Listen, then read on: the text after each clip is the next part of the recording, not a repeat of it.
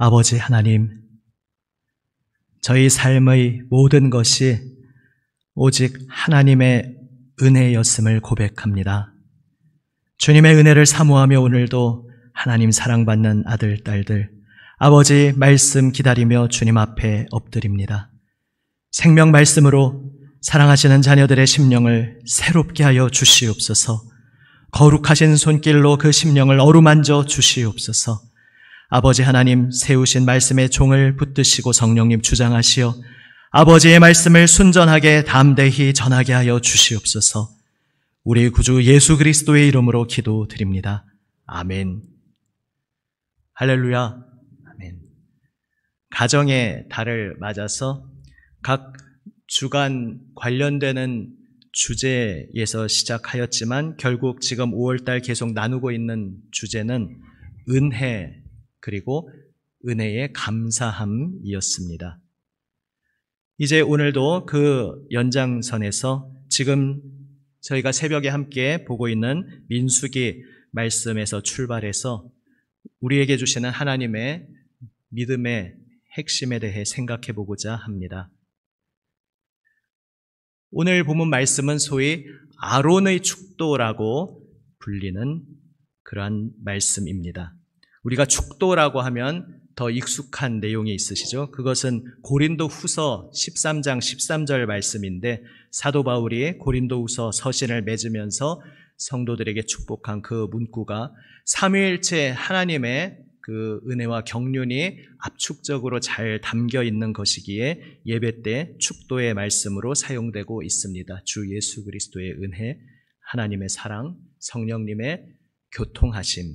이제 성령님께 대해서 좀 여러 가지 다른 수식어를 많이 붙이곤 하지만 원래 이제 그 본문에서는 교통하심, 교통이라는 것이 좀 얼른 다가오지 않을 수도 있지만 사실은 굉장히 성령님 사역에서 핵심적인 것입니다. 그 이야기는 전에 한번 나누었고 또 다음에 다시 한번 더 나누겠습니다. 그것과 아울러서 오늘날 예배에서도 또 하나의 축도로 사용되는 문구가 있는데 저는 이 교회 와서는 아마 한 번도 아직 하지 않았던 것 같습니다. 그것이 바로 오늘 본문 아론의 축도입니다. 하나님께서 아론과 그의 아들들, 다시 말해서 대제사장들에게 명하시기를 이렇게 이스라엘 백성에게 축복하라라고 특별히 명령하셨습니다. 그 말씀은 무슨 뜻이겠습니까? 하나님께서 이렇게 백성들에게 복 주시기를 기뻐하시고 원하신다는 말씀입니다. 하나님께서 원하시기에, 하나님께서 그렇게 하고자 하시기에 세우신 대제사장들로 하여금 백성들에게 이렇게 축복하라 말씀하신 것입니다. 하나님이 원하신다고 제가 지금 표현하니까 그것과는 조금 별개의 이야기를 잠깐 언급하고 지나가면 오늘 본문에서 원하노라 나오고 있는데 사실 이것은 의역으로 첨가된 단어입니다. 얼핏 보면 여호와가 원하신다 우리가 이제 이렇게 읽을 수 있는데 사실 원문의 의미는 그것이 아닙니다. 하나님이 그냥 원하신다라는 말은 좀 어떻게 보면 좀 어색하지 않습니까? 하나님은 그냥 원하시는 정도가 아니라 이렇게 복을 그냥 주실 수 있는 분입니다. 그러면 굳이 왜 아론이 원하며라고 하겠습니까? 사실 원문에서는 이것은 기원문입니다. 그러니까 좀 더 원문 조금 우리말로 어색할지는 모르지만 직역하면 여호와는 내게 복을 주시고 너를 지키시기를 느낌표. 이제 원래 이런 것이죠. 그런데 이제 그 말을 조금 더 매끄럽게 하기 위해서 원하며라고 넣어서 우리말로 원하며라고 번역했을 때 이 주어는 사실 여호와가 아니라 이제 축복하고 있는 그 대제사장이 내가 그렇게 되기를 기원한다라는 말을 넣은 것입니다. 왜 굳이 이 말씀을 드리냐 하면 지금 이 축복의 내용이 하나님께서 내가 이러길 원해 그냥 그런 것이 아니라 내가 너에게 복을 주겠다. 내 얼굴을 너에게 비추겠다. 내 얼굴을 너에게로 향하여 들겠다 말씀하시면서 내가 그렇게 할 것이니 제사장 너는 중보자로 세움받은 자로서 늘 하나님께서 그렇게 하시기를 하고 그 기원하는 내용으로 축복인 것이죠. 축복하는 내용으로 하나님께서 이렇게 하실 것이다 선포하라는 그러한 말씀입니다. 지금 세 가지 내용으로 이렇게 전개되고 있습니다. 첫 번째는 여호와는 내게 복을 주시고 너를 지키시기를 이라는 내용입니다. 이 세 가지 내용이 다 하나님께서 어떻게 하셔서라는 앞에 전제가 있고 그래서 백성들에게 나타나는 결과가 있고 그러한 구조로 계속 3번 반복되고 있습니다. 처음 문장에서는 무엇을 기원합니까? 여호와께서 너에게 복 주시기를, 그래서 하나님께서 너를 지켜주시기를, 그 결과가 나타나기를 기원하고 있습니다.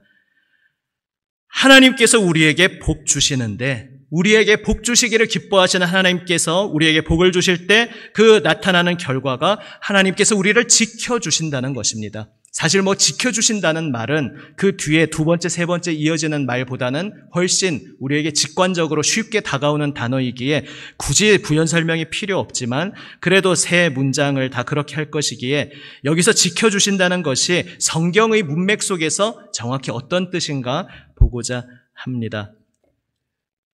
이 민수기 시간이 지나고 나서 나중에 세월이 흘러서 약속의 땅에 들어가기 직전에 모세가 출애굽 2세대에게 선포하고 있는 것이 바로 신명기 말씀 아니겠습니까? 그 신명기에서 이제 지금 이 민수기에서는 아직 광야 40년이 시작되기 전의 시점입니다. 오늘 본문은.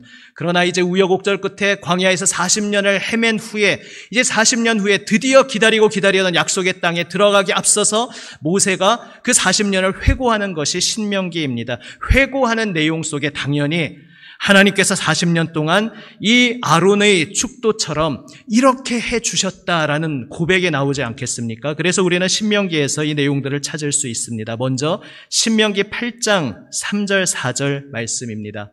너를 낮추시며 너를 줄이게 하시며 또 너도 알지 못하며 내 조상들도 알지 못하던 만나를 내게 먹이신 것은 사람이 떡으로만 사는 것이 아니요 여호와의 입에서 나오는 모든 말씀으로 사는 줄을 내가 알게 하려 하심이니라. 그 다음 4절 함께 한번 읽어보시겠습니다.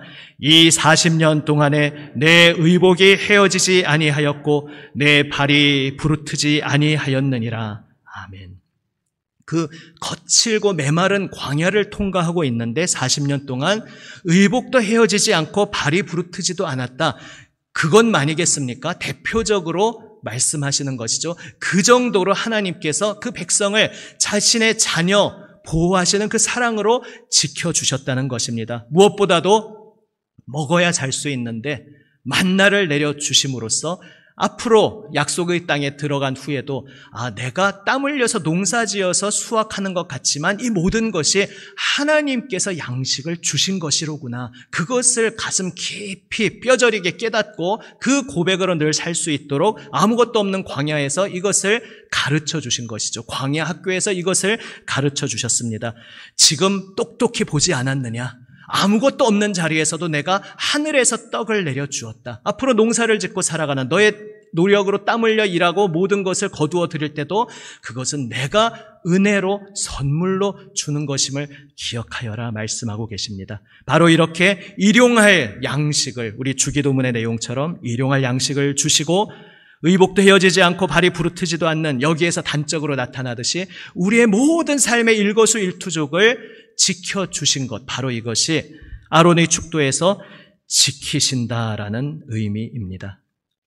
아론의 축도에서 두 번째 내용은 무엇입니까? 오늘 본문 25절에서 여호와는 그의 얼굴을 내게 비추사 은혜 베푸시기를 원하며, 여기서 하나님께서 이렇게 해주시기를 기원하는 행동은 그분의 얼굴 빛을 우리에게 비추어 주시는 것입니다. 그리고 나타나는 결과는 은혜 베풀어 주시는 것입니다. 그런데 이 은혜 베풀어 주신다는 것이 맞는 번역이긴 한데 이제 좀 더 콕 집어서 그 의미를 생생하게 나타낸다면 영어로 말하면 이제 gracious라는 것인데요.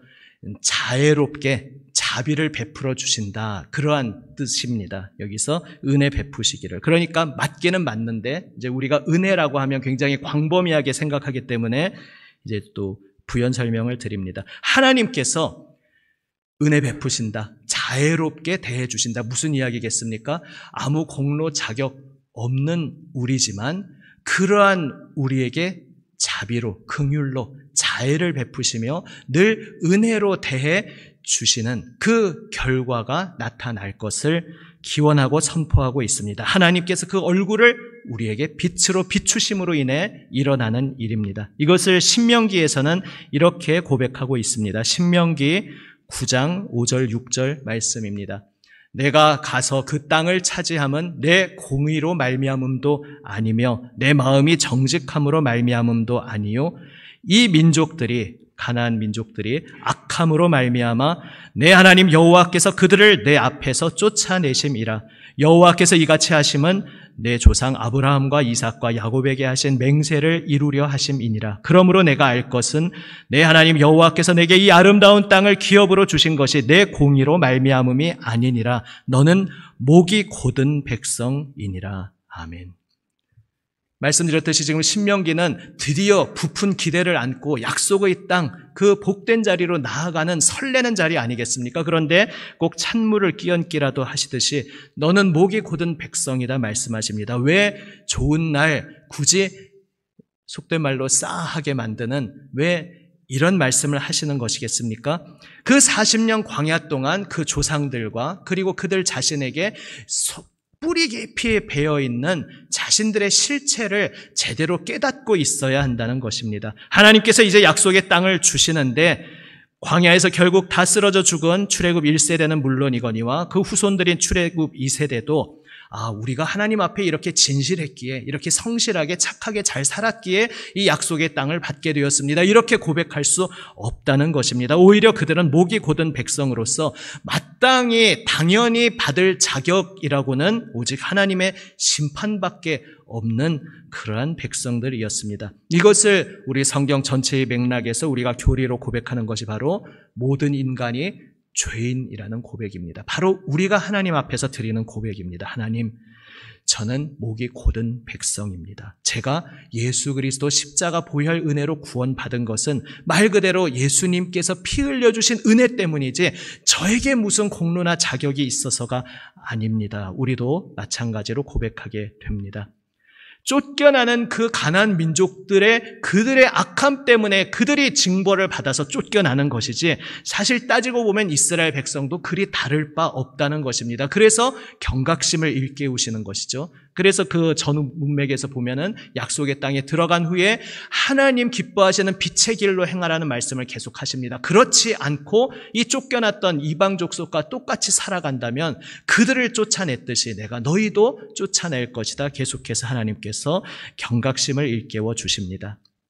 경각심을 일깨워 주심과 동시에 모든 것이 오늘 찬양의 고백처럼 은혜다라고 말씀하고 계신 것입니다. 바로 이것이 아론의 축도에서 두 번째 하나님께 기원한 그 내용, 하나님께서 너에게 자애와 긍휼을 베풀어 주시기를, 이것이 현실화된 것입니다. 목이 곧은 백성이었습니다. 결국 첫 세대는 심판받아 쓰러졌지만 그러나 처음 모세에게 말씀하신 것처럼 이스라엘 족속을 다 진멸하시는 것이 아니라 다시 그 다음 세대에게 기회를 주시며 여기까지 인도해 오신 모든 것이 오직 하나님의 은혜 때문이었습니다. 그것을 다르게 표현하면 아브라함과 이삭과 야곱에게 하신 맹세를 이루려 하십니다. 지금 이 백성들에게 무슨 당연한 자격이 있는 것이 아니라 하나님께서 한번 맹세하셨기에 약속하셨기에 하나님의 신실하심 때문에 이 은혜를 베풀어 주시는 것이다. 그러므로 겸손히 그 은혜에 감사하라 말씀하고 계신 것입니다. 세 번째로 아론의 축도, 오늘 본문 26절에서는 이렇게 말씀합니다. 여호와는 그 얼굴을 내게로 향하여 드사 평강 주시기를 원하노라. 그 얼굴을 내게로 향하여 드사. 두 번째와 크게 다르지 않게 느껴지죠. 사실 세 가지가 표현 방식만 바꿀 뿐 다 같은 이야기입니다. 복을 주신다. 얼굴빛을 비추신다. 얼굴을 우리로 향하여 드신다. 다 똑같은 내용을 조금씩 다르게 다양하게 표현하고 있는 것입니다. 한마디로 이렇게 표현할 수도 있습니다. 하나님께서 그 택하신 사랑하시는 백성을 그분의 가슴에 품으셨다. 그분의 가슴에 새기셨다. 우리는 완악하고 우리는 불충하고 우리는 정말 하나님 앞에 부끄러운 것밖에 없지만 하나님께서 택하셨기에 하나님의 택하심과 부르심에 후회가 없으시기에 그 사랑하는 백성을 바로 우리를 그분 가슴에 새기셨고 한번 새기신 것 결코 철회하지 않으시고 우리의 완악함과 우리의 부족함에도 불구하고 끝까지 우리를 향하여 신실하신 마음으로 우리를 대하여 주신다는 그러한 의미인 것입니다. 그렇게 해서 세 번째로 말씀하신 우리에게 나타나는 결과는 평강을 주시는 것입니다. 바로 히브리인들 가슴에 핵심으로 새겨져 있는 단어 샬롬인 것입니다. 평화, 평강, 평안 여러 가지로 번역될 수 있습니다. 이것은 마음의 평안도 의미하고 또 온 세상이 궁극적으로 그저 전쟁이 없고 다툼이 없는 소극적인 상태에 그치는 것이 아니라 적극적으로 서로 사랑하고 서로 용서하고 서로에게 하나님의 주신 자비로 서로 자비롭게 대하는 적극적인 관계의 회복을 의미하는 것이 성경에서 말하는 샬롬의 의미입니다. 이것을 신명기 11장에서는 이제 이렇게 회고하며 하나님께서 이루어 주셨다 고백하고 있습니다. 신명기 11장 8절에서 12절 말씀입니다. 그러므로 너희는 내가 오늘 너희에게 명하는 모든 명령을 지키라. 그리하면 너희가 강성할 것이요 너희가 건너가 차지할 땅에 들어가서 그것을 차지할 것이며 또 여호와께서 너희의 조상들에게 맹세하여 그들과 그들의 후손에게 주리라고 하신 땅 곧 젖과 꿀이 흐르는 땅에서 너희의 날이 장구하리라. 내가 들어가 차지하려 하는 땅은 내가 나온 애굽 땅과 같지 아니하니 거기에서는 너희가 파종한 후에 발로 물대기를 채소밭에 댐과 같이 하였거니와 너희가 건너가서 차지할 땅은 산과 골짜기가 있어서 하늘에서 내리는 비를 흡수하는 땅이요 내 하나님 여호와께서 돌보아 주시는 땅이라. 연초부터 연말까지 내 하나님 여호와의 눈이 항상 그 위에 있느니라. 아멘. 결국 평강 주신다는 샬롬을 주신다는 핵심은 구약식으로 말하면 조상들에게 약속하셨던 그 약속의 땅에 들어가게 하신다는 것입니다. 들어가게 하시고 그 땅에서 장구하게 계속 하나님의 복을 누리며 사는 것, 그것이 바로 구약에서 말하는 샬롬입니다. 그 신약으로 바꿔서 번역하면 어떤 것이겠습니까? 항상 구약에서는 출애굽과 가나안, 신약에서는 십자가와 부활 아니겠습니까? 이제 우리를 위해 죽으시고 부활하신 예수 그리스도 그 은혜 안에서 예수님의 생명을 받고 예수님의 영생을 받아서 이제 이미 영생을 누리고 있고 또 장차 하나님께서 온 세상을 새하늘 새 땅으로 새롭게 하실 때에 그 영원한 새하늘 새 땅에 들어가서 하나님과 함께하는 임마누엘의 삶을 누리는 것, 바로 이것이 샬롬, 평강을 주신다는 말씀의 온전한 성취인 것입니다. 이것을 이제 신명기 시점은 이제 아직 들어가지는 않았지만 이제 주신 것과 마찬가지다. 방금 읽은 신명기 11장에서 그렇게 선포하고 주님께 감사하고 있습니다. 아론의 축복이 바로 하나님께서 그 사랑하시는 백성을 향하여 품고 계시는 하나님의 뜻, 하나님의 기뻐하시는 열망입니다. 하나님께서 오늘 동일하게 바로 이 자리에 계신 여러분, 예수 그리스도의 핏부림을 받고 구원받고 하나님의 생명에 동참하게 된 여러분을 향해 동일한 뜻을 품고 계시다는 것을 기억하시기를 바랍니다. 하나님께서 여러분에게 복 주시기를 기뻐하십니다. 하나님께서 여러분에게 그 얼굴의 빛을 비추어 주시기를 기뻐하십니다. 그 얼굴을 향하여 드사 바라보시기를 기뻐하십니다. 다시 말해 여러분 한 분 한 분을, 그 이름을, 그 존재를 하나님의 가슴에, 하나님의 심장에 새겨주셨고 영원히 하나님과 떨어질 수 없이 하나님 품에 꼭 안아주셨다는 사실을 기억하시기를 바랍니다. 이 놀라운 복을 누리는 자리를 말씀하시면서 그래서 이제 구약 성경의 모든 나머지 부분은 그 놀라운 복을 하나님은 이미 약속하시고 이미 다 주셨는데 복을 주신 자리가 있습니다. 복을 주신 자리에 있어야 그 복을 누리지, 그 복을 주신 자리가 아닌 엉뚱한 곳에 가면 스스로 발로 그 복을 걷어차버리는 것이 되기에 내가 이미 모두 선물로 준 복의 자리에 머물러 있으라 말씀하시는 것이 구약 성경의 모든 나머지 부분의 말씀이라 이렇게 표현해도 과언이 아닙니다. 그것을 민수기의 자체 구조에서도 볼 수 있습니다. 오늘 본문 말씀 민수기 6장은 어떤 자리에 위치하고 있냐 하면 민수기가 시작되면서 이제 그동안 출애굽기 후반부터 레위기를 거치면서 하나님께서 부르신 그 시내산에 도착했었습니다. 시내산 앞에서 여러 가지 우여곡절이 있었지만 결국 율법도 받고 성막도 받고 이제 제사가 시작될 수 있도록 하나님께서 세세히 다 말씀하십니다. 말씀하시면서 이제 백성도 계수해서 장차 나아가서 전쟁을 벌일 것도 준비시키시고 이제 하나님 앞에 어떻게 살 것인지를 일단 쭉 말씀으로 가르쳐 주십니다. 그리고서 오늘 아론의 축도가 나오고 7장부터는 이제 그 가르쳐 주신 말씀을 실행하는 이야기가 나옵니다. 굉장히 길어서 출애굽기 후반부에서 시점으로는 이제 바로 연결된다는 것이 실감이 나지 않지만 여기서 이제 비로소 출애굽기 마지막에서 완성되었던 성막 거기에 대해 이제 하나님께 헌물을 드리는 본문이 나옵니다. 그러니까 이 아론의 축도가 위치하고서 하나님께서 주신 말씀대로 실제로 이제 그 주신 성막에서 실행되는 모습이 나옵니다. 그리고서 그 실행되고 나서는 이제 또 출발을 해야 되지 않습니까? 실행과 출발 사이에 또 의미심장한 자리에 위치하고 있는 것이 민수기 9장 본문입니다. 어제 토요일 본문이었는데요. 민수기 9장 말씀 보시면 민수기 9장 15절부터 23절 조금 길긴 하지만 이것은 오늘 사실 본문의 두 번째 메인 본문이라 할 수 있어서 한번 교독하며 같이 한 목소리로 읽어보시겠습니다.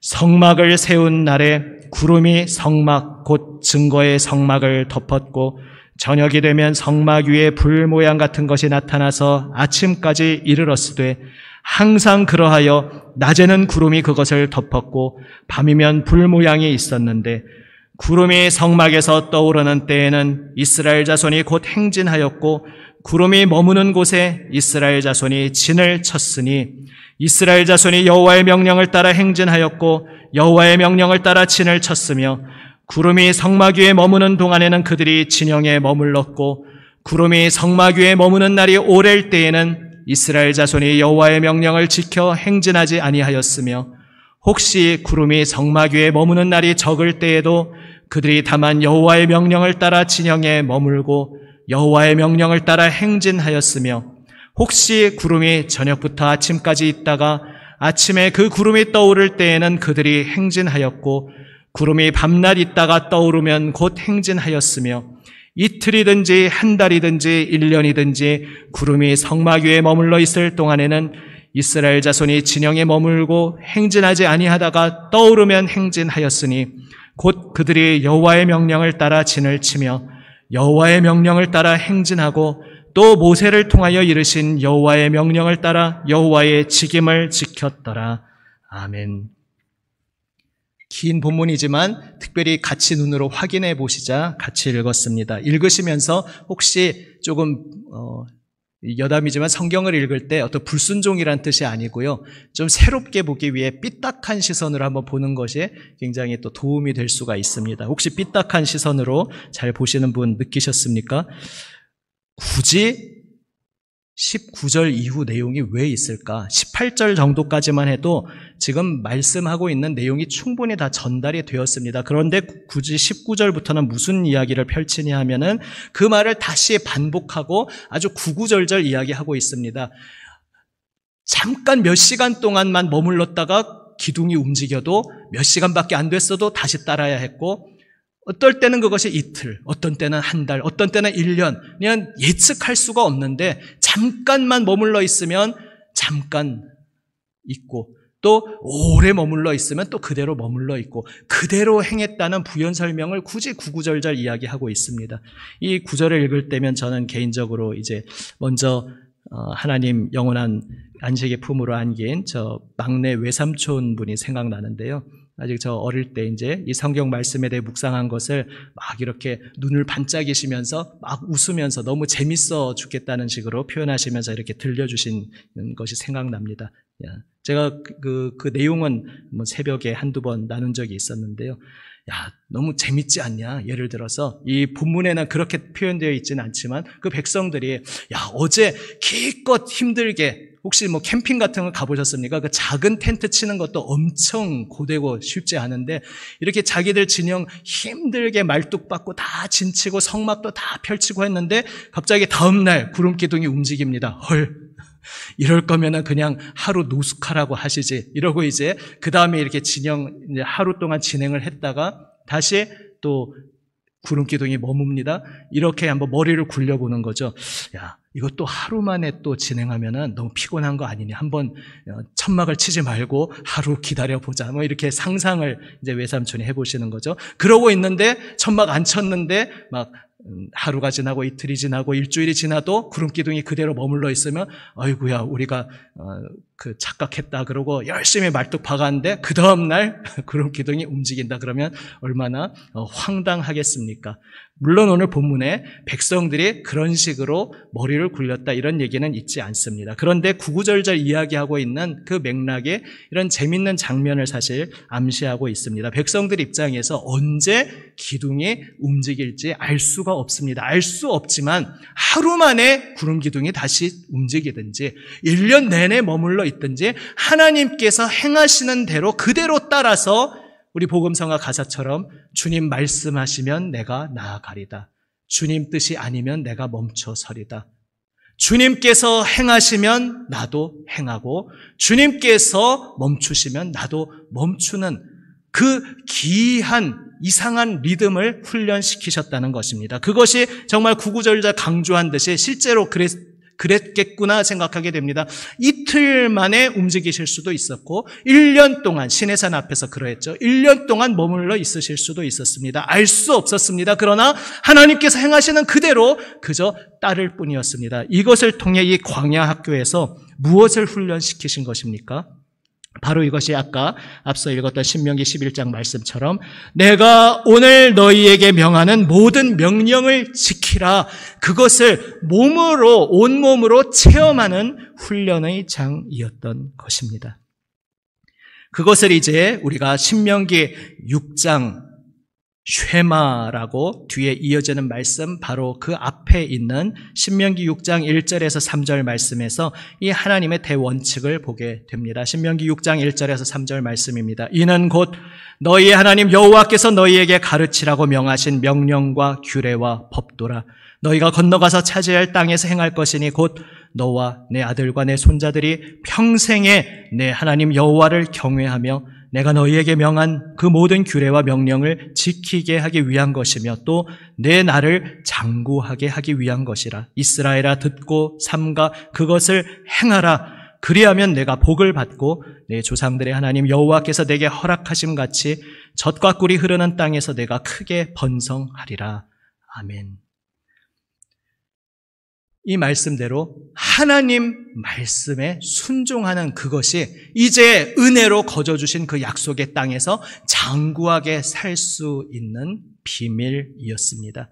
이것을 우리는 얼핏 생각하면 그러니까 지금까지 땅을 주신 건 은혜로 주셨지만 이제부터는 내 공로로 그 땅을 열심히 지켜보라는 말씀인가 이렇게 오해할 수 있습니다. 그러나 사실은 신약뿐만 아니라 구약에서부터도 행위 구원이 아니었습니다. 하나님 말씀하시는 것은 늘 공로 자격 없는 이들에게 은혜로 베푸시는 구원을 구약에서부터 말씀하셨습니다. 그리고 구약이나 신약이나 마찬가지입니다. 거저 주시는 은혜를 베풀어 주셨는데 그 은혜를 받는 복의 자리는 당연히 그것은 너무나도 당연한 섭리, 너무나도 자연스러운 원리를 따라 하나님 기뻐하시는 자리에 머물러 있는 자리인 것입니다. 하나님 기뻐하시는 자리에 머물러 있음이 하나님께서 이미 우리에게 선물로 주신 그 복을 다 풍성히 누리는 자리요. 하나님께서는 이미 복을 우리에게 주셨지만 그러나 내가 그 복을 거부하며 하나님과 동행하기를 싫어하고 하나님 아닌 다른 것을 사랑하고 하나님 말씀과는 다른 원리로 살아간다면 어찌 하나님 주신 복을 내가 흡수하고 누릴 수가 있겠습니까? 그래서 하나님께서는 행위로 지켜내라 말씀하시는 것이 아니라 너무나 당연한 원리를 말씀하시는 것입니다. 내가 은혜로 선물로 너에게 생명과 복을 주었으니 이 생명과 복의 자리에 그대로 머물러라. 나와 함께 걸어감. 내가 걸어가면 따라서 걸어오고 내가 멈추면 멈추고 나와 함께 있어야 내 복을 누릴 수 있지 않겠느냐. 나를 떠나서 다른 곳 갈 생각하지 말고 나만 꽉 붙잡고 내가 이미 너를 꽉 붙잡고 있는데 너도 나를 꽉 붙잡고 내 품에 머물러 있으라. 이것을 말씀하고 계신 것입니다. 그래서 민수기 6장과 9장이 바로 정확하게 이 지점에 있는 것입니다. 6장 모든 것을 가르치시고 이제 그것을 따라 헌물을 드리고 실행하는 바로 그 사이 연결 지점에 하나님께서 우리에게 복 주시기를 기뻐하신다, 이 말씀을 선포하시고 이제 그 모든 것을 실행한 후에 길을 떠나는 그 지점에서 너의 복 받는 삶은 바로 한마디로 말하면 이것이다. 내가 너에게 베풀기를 기뻐하는 복을 받는 자리는 나와 함께 걸어가고 나와 함께 멈추고 오직 하나님의 말씀 안에 거하며 살아가는 것, 바로 이것이 핵심이다. 이것을 말씀하시기 위해 정확히 이 자리에, 민수기 9장의 자리에 이 구름기둥, 불기둥을 따라서 행진하는 이야기가 있는 것입니다. 신약에 오면은 마태복음에서도 동일하게 그 구조로 말씀하고 있습니다. 마태복음 5장 3절부터 이어지는 팔복선언, 마태복음 구조에 의하면 예수님께서 사람들에게 본격적으로 가르치기 시작하시는 첫 번째 가르치심인데 복이 있을지어다, 복을 선언하시면서 시작하십니다. 하나님께서 복 주시기를 원하신다 선포하시는 것입니다. 그리고 마태복음 마지막 28장 18절에서 20절에서 무엇을 말씀하십니까? 모든 민족을 제자로 삼아 성부, 성자, 성령의 이름으로 세례를 주고 내가 너희에게 분부한 모든 것을 가르쳐 지키게 하라 말씀하십니다. 분부한 모든 것을 가르쳐 지키면 그 공로로, 그 행위로 구원을 받는다는 뜻이 아니라 이미 예수님께서 오셔서 그분이 오신 것이 복입니다. 그분과 함께함이 복이기에 나를 따르라 말씀하셨습니다. 그래서 십자가의 길을 걸어가게 되지만 십자가의 길을 걸어가신 예수님을 따르고 예수님과 함께하면 우리도 십자가의 길을 걸어가게 되지만 그 십자가의 길에 예수님과 함께함이 바로 복받는 자리라는 그 역설을 팔복선언에서 말씀하시고 마지막에 나로 인해 욕을 받고 사람들로부터 박해를 받는 그때에 너희에게 복이 있다, 그렇게 맺지 않으십니까? 기뻐하고 즐거워하라 복을 선언하신 하나님께서 이제 마태복음 마지막에서 분부한 모든 것을 가르쳐 지키게 하라 말씀하십니다. 가르쳐 지키게 하려면 그것을 전하는 이들이, 전도하는 이들이 먼저 그 말씀대로, 가르침대로 사는 것이 당연한 전제입니다. 그 말씀 안에 제자들이 머물러 있으면서 그 말씀대로 살아가면서 또한 그 말씀대로 온 세상 사람들이 예수님의 그 생명의 품에 안길 수 있도록, 그 생명의 가르침 안에 들어오도록 초청하라 말씀하고 계십니다. 사랑하는 여러분, 우리를 창조하시고 우리를 구원하신 하나님께서는 여러분에게 복 주시기를 기뻐하시는 하나님이심을 믿으시기를 바랍니다. 그리고 그 하나님께서 말씀하십니다. 내가 너에게 명한 모든 것을 지켜라.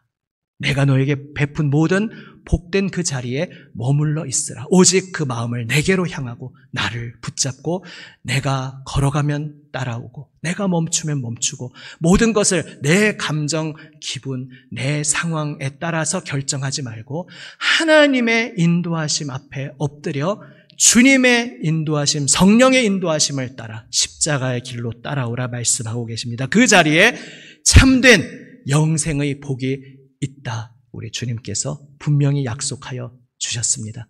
주님과 함께 동행하며 주님께서 우리를 위하여 예비하신, 우리가 다 지금 상상도 할 수 없는 놀라운 생명의 복, 기쁨을 풍성히 누리는 우리 모두가 되시기를 우리 주님의 이름으로 축원합니다. 아멘. 기도하시겠습니다.